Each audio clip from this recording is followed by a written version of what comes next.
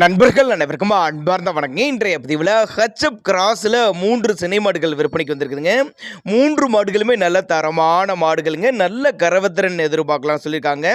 கம்மி பட்ஜெட்டில் விற்பனைக்கு வந்திருக்குது. 3மே எந்த ஊரில் விற்பனைக்கு வந்திருக்குது, ஒவ்வொரு மாட்டோட கறவத்திறன் எவ்வளோ, விலை நிலவரம் எல்லாமே தெளிவாக பார்க்கலாம். இப்போ பார்த்துட்டு இருக்க அந்த மாடு வந்து 3ஆம் ஈத்து மாடுங்க. 9 மாதம் சினையாக இருக்கக்கூடிய மாடு. இந்த கண்ணு போட 10 நாட்கள் பக்கம் பிடிக்கும் அப்படின்னு தான் சொல்லியிருக்காங்க. 2 வேளைக்கு ஒரு 15 லிட்டர் கறவை சொல்லி கொடுக்கலாம் சொல்லியிருக்காங்க. விற்பனை விலை 50,000 சொல்லியிருக்காங்க. அனுசரிப்பு உண்டு அப்படின்னு தான் சொல்லியிருக்காங்க.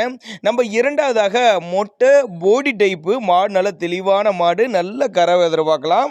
மாடு 2ஆம் ஈத்து பல் வந்து 6 பல்லுன்னு சொல்லியிருக்காங்க. 6 பல்லு 2ஆம் ஈத்து 9 மாதம் சினியா இருக்கக்கூடிய மாடு. இதுவும் கண்ணு போட 10 நாட்கள் பக்கம் பிடிக்கும். 2 வேலை சேர்த்து ஒரு 15 லிட்டரு கறவை சொல்லி கொடுக்கலாம் சொல்லியிருக்காங்க. அந்த அளவுக்கு நல்ல மடி செட்டுங்க. இப்போ இருக்க மடி செட்டோட இன்னும் 10 நாள் டைம் எடுக்கும். நல்ல மடி எடுக்கக்கூடிய மாடு அப்படின்னு தான் சொல்லியிருக்காங்க.